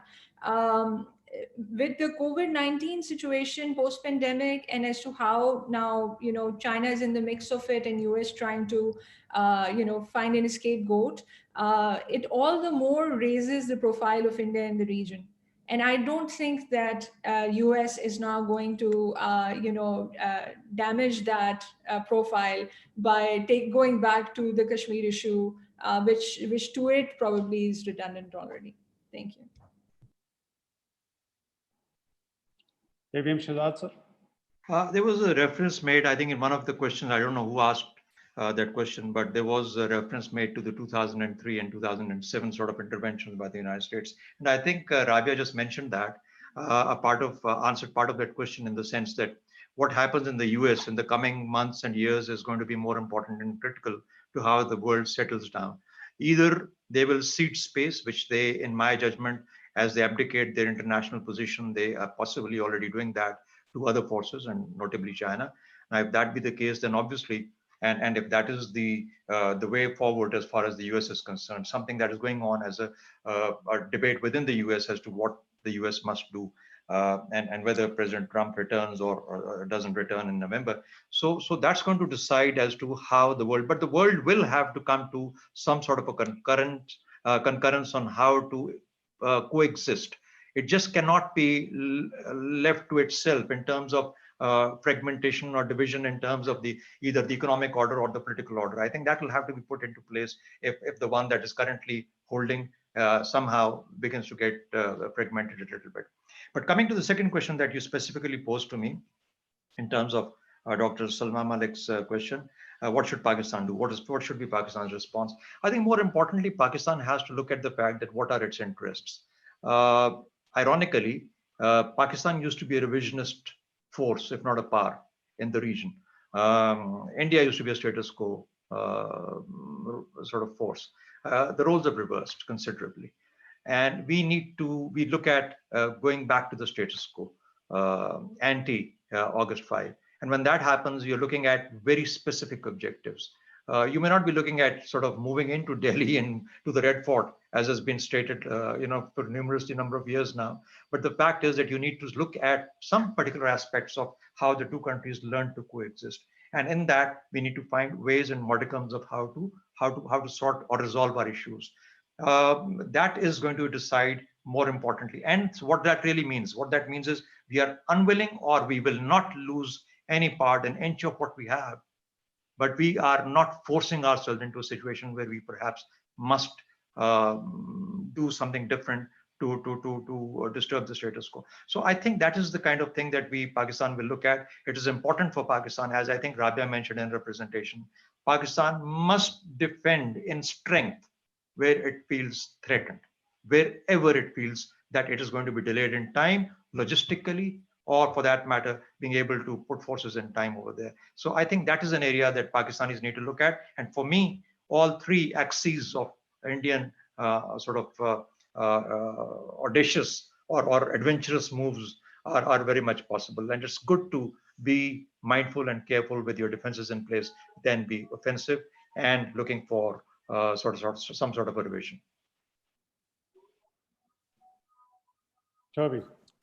Great. I think on the question of about would the U.S. push to reverse the August 5th decision, you see more discomfort in U.S. politics with that decision than probably anything over the past decades in U.S.-India relations.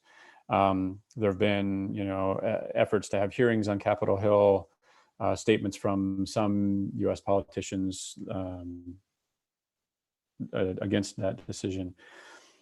But I think it probably is now a fact on the ground. And I have a hard time imagining what the circumstances would be that the U.S. would decide that it would try to use whatever leverage it has with India over this issue to reverse it.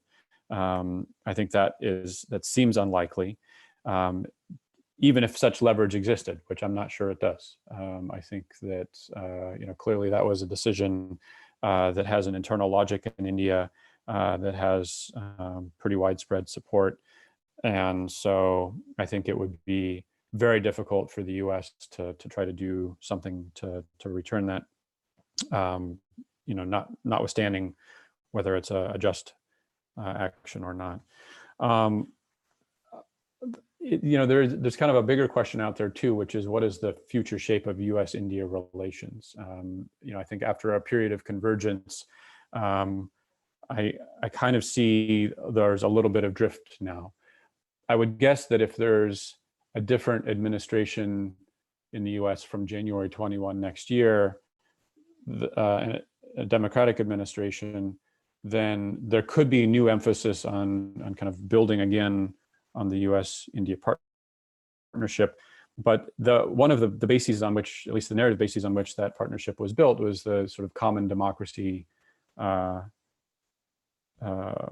foundation, and that's harder to do now. It's not, rhetorically, I think it carries less weight, given concerns about the kind of majoritarian politics that Modi has asserted in India. So I think there's new questions out there for me, I think, about what that partnership might look like going forward. On the US exit from Afghanistan and what will be the impact on India, Pakistan, it's a really good question. I'm not, I try to be very clear about what I'm comfortable talking about and not talking about. I'm not a scholar of Afghanistan. I have no experience there. I know that it's integral to the region. It's an integral part of India-Pakistan relations. It's just one that I'm not as familiar with personally. And so just kind of speaking off the cuff, I can imagine a couple scenarios. One, Afghanistan becomes a proxy theater of war between India and Pakistan after the US withdrawal, and so that there's blowback in both countries because of that. That would be kind of a worst case scenario. I suppose there are scenarios also where the two countries agree that a stable Afghanistan somehow better suits their interests, their mutual interests, and finding ways to stabilize the politics there so that there's less potential blowback and it dampens the potential for conflict would be good. That would be a more optimistic outcome. I think that the chance is probably way more towards the first one than the second one, and presumably there's shades in between. I don't, but like I said, I'm just kind of uncomfortable with the details of that issue to know how to better assess what the various options look like and what the probabilities for them look like. Thank you, Toby. So since we have lots of questions, so I'm trying to bracket these questions. Again, I'll put a set of 3 questions to each one of the speakers, panelists, and they can think while the other person is responding. So this question by Karen, she is referring to Rabia's pointing out about people, Burhan Wani's generation. So her question is that the new generation is completely uncompromising, anti-bilateral dialogue, and openly saying we would rather be dead than being injured. Many have been waiting for Pakistan to go to war to rescue them, despite knowing that Kashmir might be destroyed in the process. So her question is, to what degree is this change in ideology and temperament of young Kashmiris included in assessments? And how will Pakistan deal with increased pressure by Kashmiris to act and respond with much less restraint than it has? So I'll direct this question to Dr. Rabia Akhtar. And then another question that probably I'll request AVM Shahzad is by Ms. Amara again.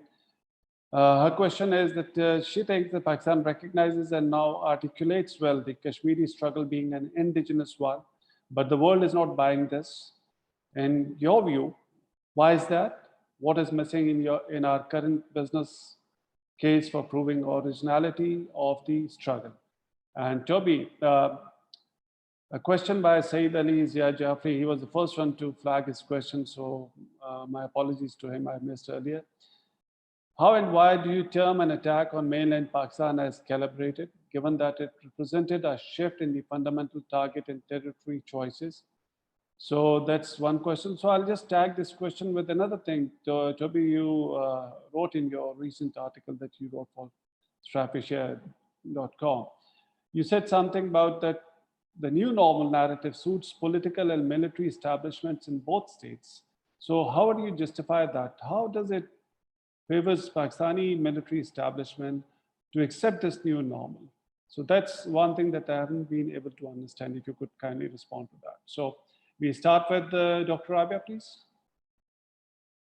All right, thank you so much for this extremely difficult question as to, whether there is any realization in Pakistan or, in its calculations about this new generation change in ideology and thinking and looking towards Pakistan for some sort of a solution, even if it's war, and they know that they will be annihilated in the process if India and Pakistan actually go to a full-fledged war over Kashmir. There are no easy, comfortable answers for that question. I personally believe that, Pakistan is for so long, Pakistan has had a position on Kashmir. With this new reality setting in, and every day that has passed for these Kashmiris under curfew, um, the only hope that they see, they're done with the international community. It is good the New York Times and Washington Post come out with these editorials and, storyboards, saying that, Kashmir needs to be looked at as a humanitarian crisis. But what is actually being done on ground? So they hope looking towards Pakistan. And the kind of discussions that go on in Pakistan are, I think Pakistan needs to understand what its end game in Kashmir is. First, we need to have that clarity. We need to know as to what do we want. It's good for rhetorical sake to say that we want a resolution of Kashmir, but what does that even mean? What is your roadmap to get there? Do you have a roadmap? And if yes, then it needs to be implemented, because the Kashmiris under curfew and detention are looking towards you. I personally believe that there is no kinetic option, and I'm going to be provocative here. I know a lot of people are not going to like this, but Pakistan's, there is a lot of rhetoric that goes that Pakistan will go to every extent, to the last standing point to ensure that Kashmiris are liberated. And that involves the use of nuclear weapons as well. Everybody just puts, some people just put that on the table as well. But where in, Pakistan's nuclear doctrine does it say that 8 million Kashmiris are also covered by Pakistan's nuclear deterrence? We say that Pakistan's territory, which includes AJK, GB, is going to be protected. We are not going to give up an even inch of it. But where do we say that we are going to conquer or liberate those 8 million Kashmiris just because we have the weapons to do so? I do not believe that there is any kinetic option on the ground. And that is where our options are restricted. The best course has been, which is not good, is diplomacy, because it takes a lot of time. It takes a lot of time to strike at the hearts of people, showing them pictures of those pelleted faces of people in curfew during this pandemic. And still, what do you have? Inward looking policies, because everybody is trying to survive during this pandemic. And who's thinking about the Kashmiris? So, like I said, there are no easy answers to this question. Thank you. Maybe Shahzad, sir. Repeat the question, because age seems to be catching up and I got carried away by Rabia's answer. But go ahead, repeat the question, please. Okay, sir. I'll also have to find out. Yes. Pose another. It's a complete long list, so it's difficult. Okay, go ahead. Sorry for missing that out. I'm totally lost. Meanwhile, Toby, if you can. Can I tell Avim Shahzad, the question by Amara Durrani was that if it's an indigenization of Kashmir movement, why does Pakistan keep on losing its narrative on Kashmir as to why don't people? Oh, yeah, exactly. I think Pakistan has made mistakes on Kashmir, and let's accept that fact. I think it's important to acknowledge that and accept that. Pakistan has rectified the policy, and I think for a number of years now. I think I would perhaps go back to about 2002, 2003, and suggest that Pakistani change of policy on Kashmir, which perhaps looked at some sort of an active or kinetic support in certain areas, is obviously no more. And so that is what muddied the case of the Kashmiris, and we didn't help the Kashmiris in their cause at all. But I think the way Pakistan has conducted itself over the last couple of decades, especially, I think has been quite remarkable in the fact that our support is now restricted and limited to political, diplomatic, etc. only. And we will continue to stand by them. And we will, like Rabia said, we're not going to sacrifice Pakistan for any other piece of land, surely, but we will stand by the Kashmiris in terms of what their rights are and what their what they stand for. So in that sense, Pakistan's voice will be there with the Kashmiris, and obviously both India and Pakistan need to sit together and resolve the issue. The longer India keeps with the issue, this problem of Pakistan sort of choosing one or the other option, or from a list of similar responses, like India has those 4 or 5 that I mentioned, Pakistan may also have a list of 4 or 5 options, and therefore you push a country into resorting to what perhaps suits a particular environment. So in that sense, Pakistan will play its role, but I hope and pray that a better sense prevails in Delhi. And like Pakistan has said for a long, long time, we can sit down, we can talk, and we can resolve issues. So I don't think that as long as Pakistan follows this particular sort of recipe, I think, as you've seen in the last year and a half, couple of years, there is now the voice of the Kashmiris being heard all over. So I don't think that it's entirely a quiet sort of scene out there in terms of the Kashmiri sensitivity or the sensitivity to the Kashmiri cause. Very much, I find that there are people now looking at Kashmiris. The UN Secretary General recently has come up with not only the state of Muslims in India, but also the looking at how the state of Kashmir is. And so, therefore, there are people who are sensitive to this. Even President Trump has spoken about it in a couple of meetings that he's had both with the Pakistani and Indian leadership. So let's hope and pray that we can sort of stay the course and keep bringing the Kashmiris back into focus and spotlight. So, Toby, before you respond to the questions that I raised, maybe that was a question by Saeed Alizia. How and why do you term an attack on mainland Pakistan as calibrated? But there's also a comment by Hasham Ahmed, who said, you also said something that it was a luck. So how do you reconcile if it is a calibrated, and then you say probably there was a luck factor also?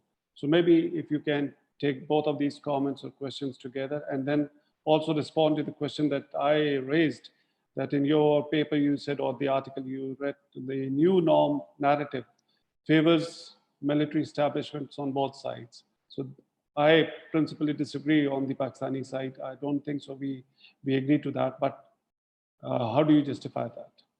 Sure. So how is the Indian Air Force strike on Balakot calibrated? Well, presumably there were a range of options that the Indian government looked at that could be attacked, a range of vectors for those attacks.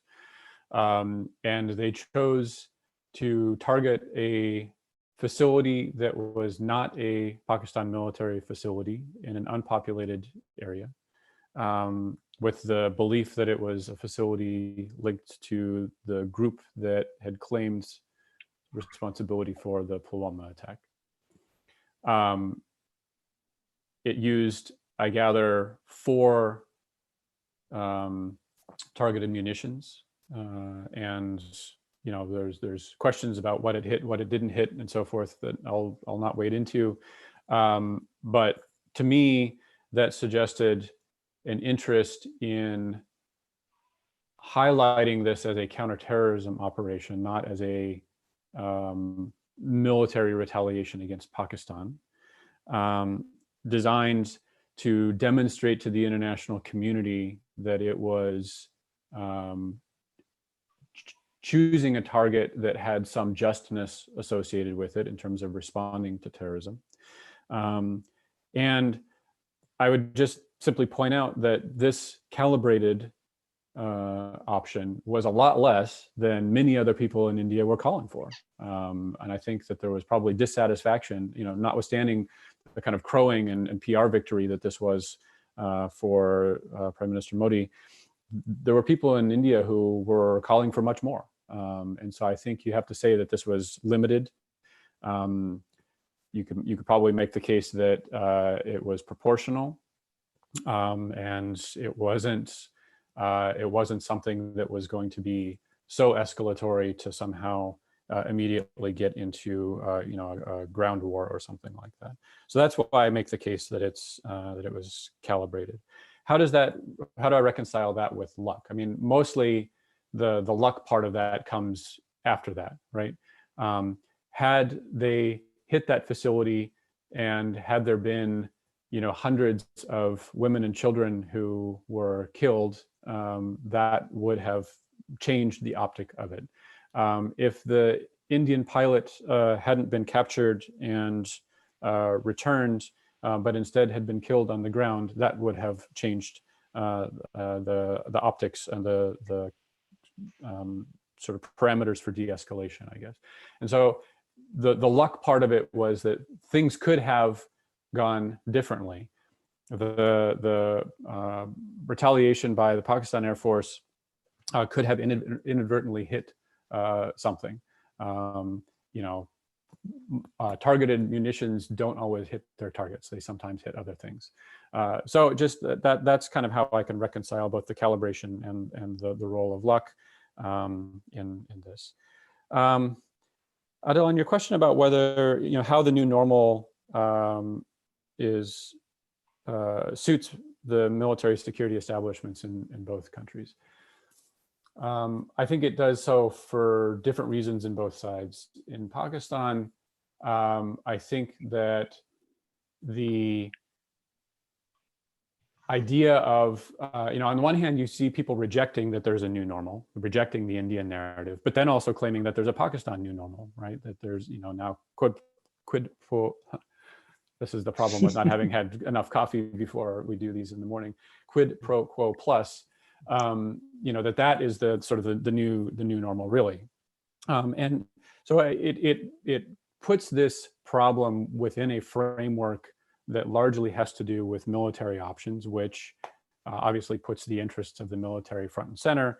And they're the ones that, by and large, control this narrative. And it went to the extent that it justifies their interests, it also justifies spending money on weapons and so forth at a time when money could be spent on public health, which is clearly a manifest challenge for every country at this point in dealing with this pandemic. I think it's similar in India, although slightly different, which is that there for a long time, I think the Indian military has chafed a little bit at the restraint that political leaders exercised in not authorizing military actions after, for instance, the Mumbai attack in 2008. And so asserting a new normal sort of is psychologically, I think, important. And that is also, therefore, suits the interests of the Indian military to demonstrate that it is tough to go along with the tough rhetoric coming from the Indian political leadership. Thank you, Toby. We are heading to a close. So just final 2 rounds of this question. This question about by Shazar, a young researcher at CAS, a very bright researcher. So her question is, since Indian military is now having more influence in decision making, so this notion of that military is a tool for achieving certain political objectives, how relevant would this be in the future because of the growing involvement of military? And you see the CDS becoming almost he's also kind of a political appointment now, so making political statements. So there's a shift in strategic. So her question is, how relevant would this be? And another question, which is quite off from today's discussion, but it refers to your area of expertise, Toby, about arms control disarmaments. Since international community now tends to leave India and Pakistan on their own, some people believe. So how much influence would they have in future arms control measures in terms of disarmament measure as and when it starts or resumes? So that's one question. The second is about, by Salman Ali Khan, it's about, while considering the military standoff between India and Pakistan, we have always focused on conventional military balance and have overlooked the exploitation of cyber domain. His question is, how will be Pakistan able to cope with any cyber attack launched by the Indian side, keeping in URB capabilities?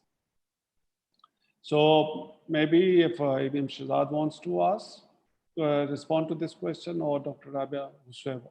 So Toby.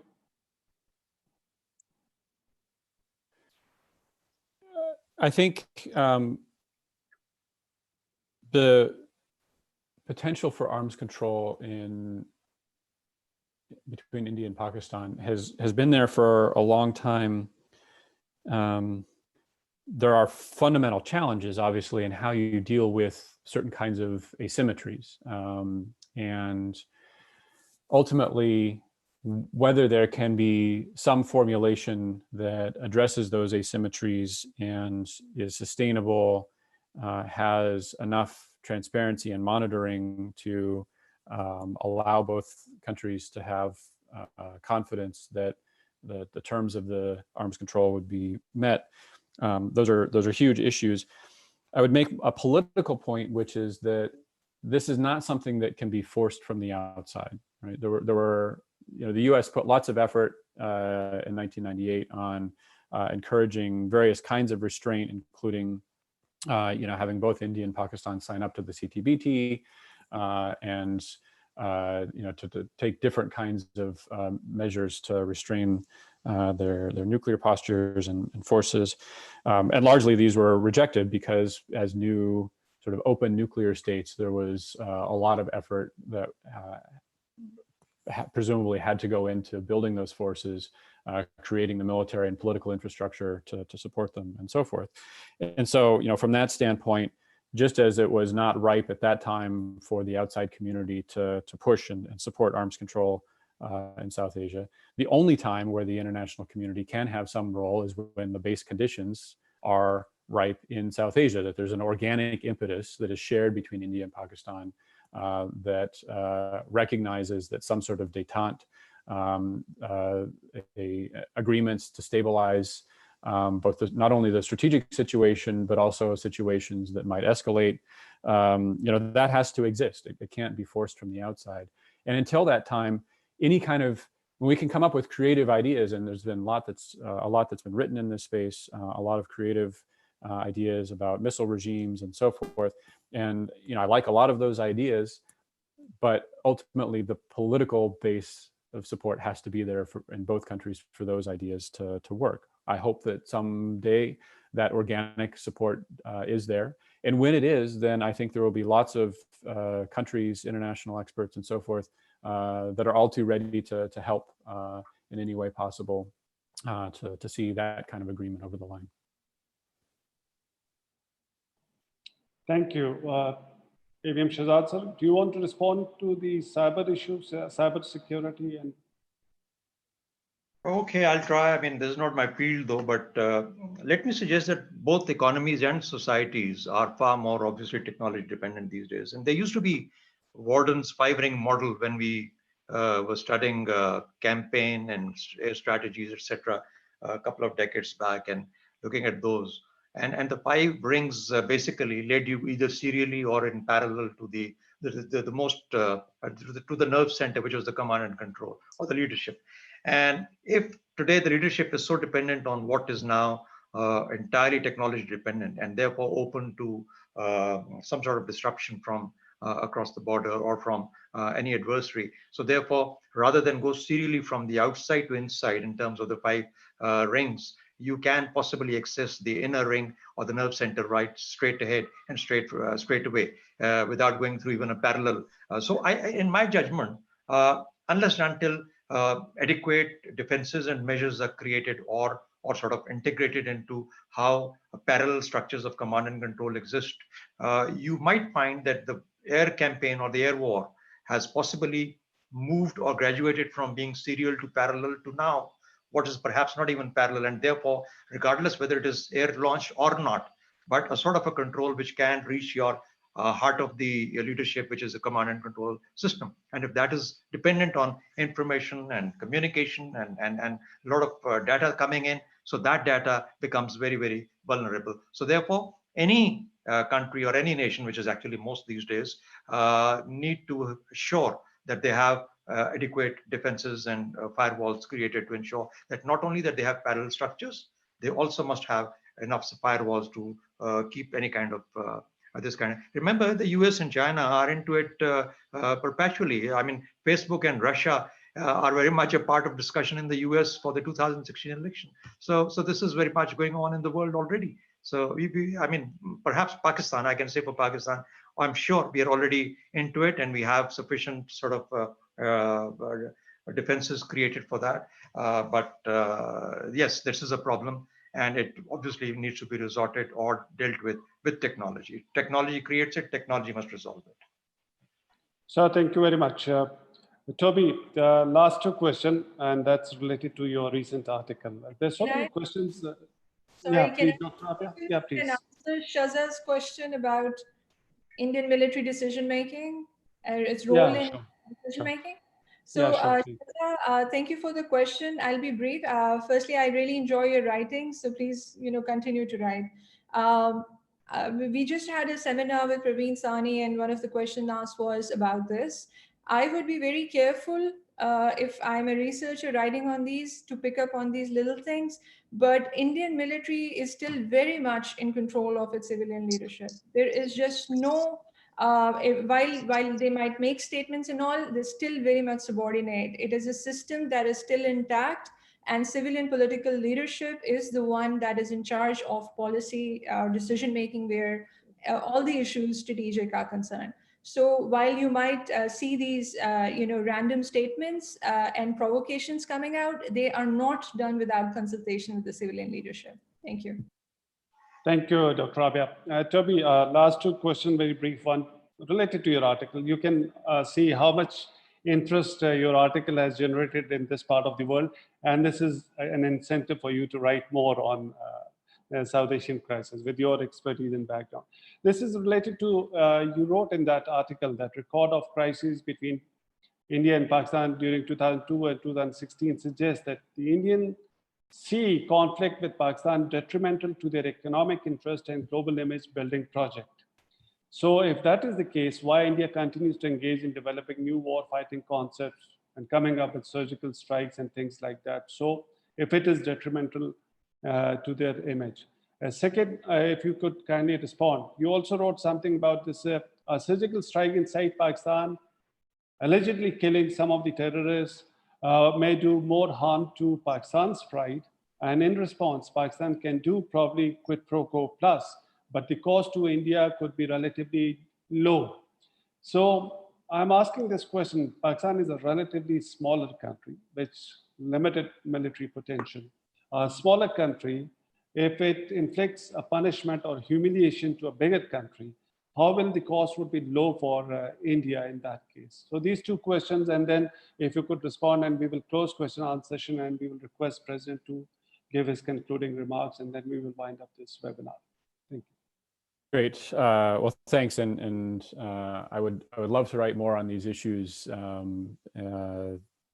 These days, as you all know, and I don't know how Rabia is as productive as she is. I feel like she probably accomplishes more by the time I'm awake than I'll get done in the entire week. So I would like to have time to write more.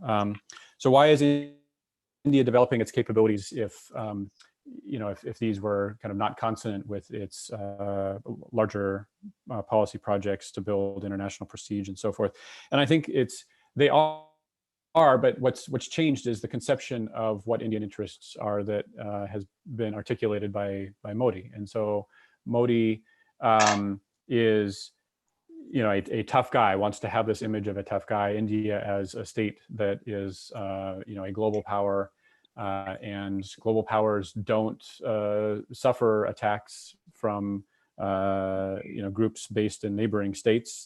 They respond, and that's how you be tough and how you show other countries that you mean business and that they need to take you seriously. Part of that then means that you have to have military capabilities to go with that. That's not why countries develop military capabilities alone. There are lots of reasons why countries develop military capabilities, having to do with vested interests from industry, from the military institutions themselves, et cetera. And so there's lots of literature out there on that. I don't think there's any inconsistency there. It's more about why do we see the change in 2016 from prior crises where there had been a decision not to respond. And I think that largely owes to the image that Modi wanted to craft for India. And that relates then to the second question about the costs to accept and to deliver some kind of quid pro quo plus. I think India is a large country, a populated country, a largely populated country. And a quid, I can't say it at all this morning. Quid pro quo plus. Thank you. Attack again, depending on the targets and so forth, maybe it kills, some number of civilians or military forces. That in kind of grand population terms, and this sounds cavalier to say, but I think, that's not like it's lots of people to suffer the damage from it. The bigger issue, though, is if you look at how the Indian political establishment spun the Balakot attack as a victory, and then sustained that narrative through various forms of media during that and after that crisis. I think it shows you that even if India were to suffer some, quid pro quo plus attack, it almost doesn't matter what the damage is, right? It will spin that as victory, and it's shown an amazing ability to control that narrative domestically. And so, I think at that point it will be up. It's not the damage itself that really is important. It's whether somehow the challenge, it's not the cost. It's the political challenge, and whether the Indian government would perceive that as a significant challenge to its image. Its international image of strength that would require a response. So that's kind of what I was getting at with that statement. Thank you, Toby. Thank you very much. With this, we conclude our webinar. I'll request President CAS, Chief Marshal Kaleem Sada, to give his concluding remarks and thanks the speakers, and then we will end this meeting later. Thank you, Toby. Thank you, Shahzad. Thank you, Dr. Rabia, and all the participants who have borne with us for the last 2 hours. I apologize because we could not accommodate all the questions.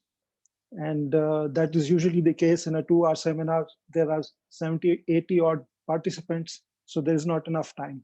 For those we could not entertain, our apologies.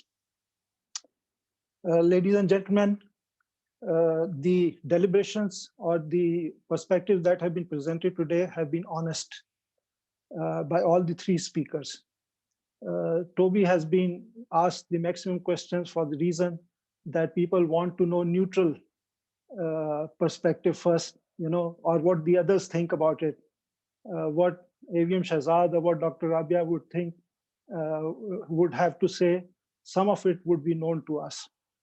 So all this while, Toby managed to explain what was new, what was normal, and what was new normal, or what was not for that matter.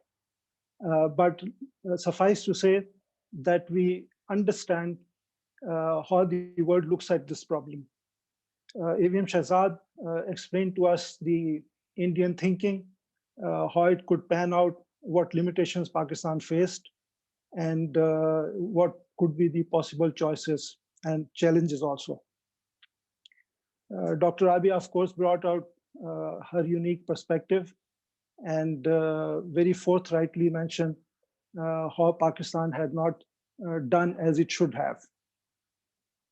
And she made a very important point on a lighter side. I will say that there is civilian supremacy in India because Prime Minister Modi asked the Indian Air Force Chief to hide behind the clouds while attacking Pakistan. And the Air Force Chief had no option. We followed those instructions. It would not be possible for me to go over all the important points that were made today, but suffices to say that the subject was discussed in a very wholesome manner, and all aspects of the issue were treated properly. I'll just round it up by making a few remarks of my own, that Pakistan and India relations in the past 7 decades have not had a peaceful stretch for a long time. Not because Pakistan did not want it or need it, but because India would not let it. While the whole world is drowning due to COVID-19, India still finds the opportunity, the vision, and reasons to indulge in threatening rhetoric to create additional problems as if it did not already have enough of its own. Internal Indian electoral politics have held the SAARC region hostage, where it has not been able to attain its potential trade linkages or regional integration, which could have brought prosperity all around. Megalomania and arrogance has become the hallmark of Indian policy in the region. While in the past it refused to discuss Kashmir and insisted on discussing only cross-border terrorism, now it refuses to talk at all. The consequence of this is that there is needless expense on arms purchases, while the citizens of the region are mired in poverty and misery.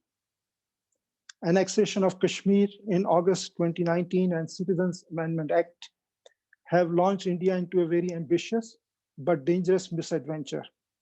Their hubris has led them to daydreaming, where their military analysts think that they can walk into Azad Jammu and Kashmir and Gilgit-Baltistan at will.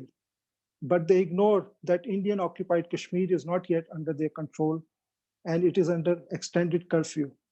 While Azad Kashmir has a representative elected government, they believe foolishly that after making Indian Muslim citizens outcasts in their own country, they can entice Muslims of Azad Kashmir to opt to join India. They are on a path to become a bigoted majoritarian Hindu state where minorities have no rights or security. The bamboo-wielding RSS adherents and other citizens are now being asked to join the armed forces for a 3-year duration. This is to expand and intensify the nationalistic fervor and pressurize and marginalize the minorities. What cannot be understood is why all this? How can humans be cruel to other humans, so cruel to other humans? How can humanity harbor so much of hatred for the other?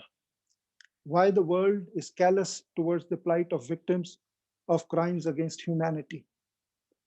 Our speakers today made important points, and we value them. It remains for us to show the resolve to stand up to this madness and not be browbeaten by crazy analysts across the border.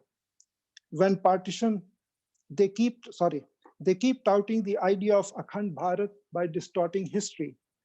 When partition of British India took place, there were 562 princely states across its length and breadth. Most of those were amalgamated into the Indian Union through force, at least 12 of them against their wishes, and in contravention of the partition agreement. Kashmir was one that they couldn't do it at that time, and that has been the cause of constant conflicting claims between Pakistan and India. So the world awaits two possible extreme outcomes: the disintegration of India on one hand, as we know it, or a program to exterminate or evict 210 million Muslims from there. I wonder which one it would be and what would the world welcome. When any of the scenarios materialize, the historian will ask, was it necessary? The answer to that question would surely be a resounding and definitive no.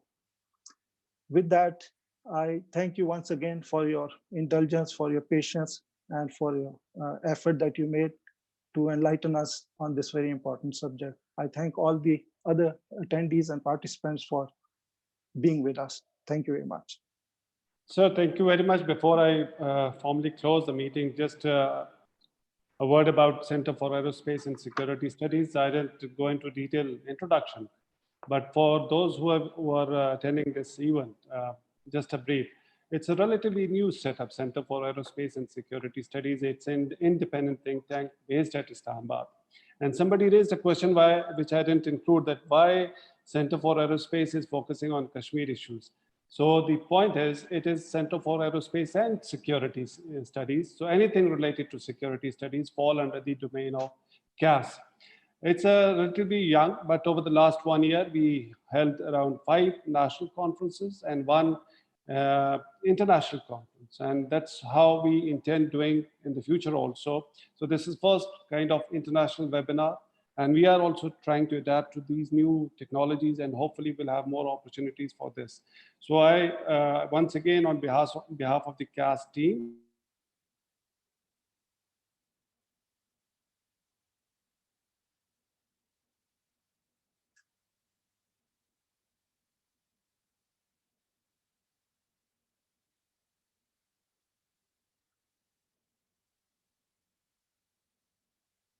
I there think was no this, other time. Yeah.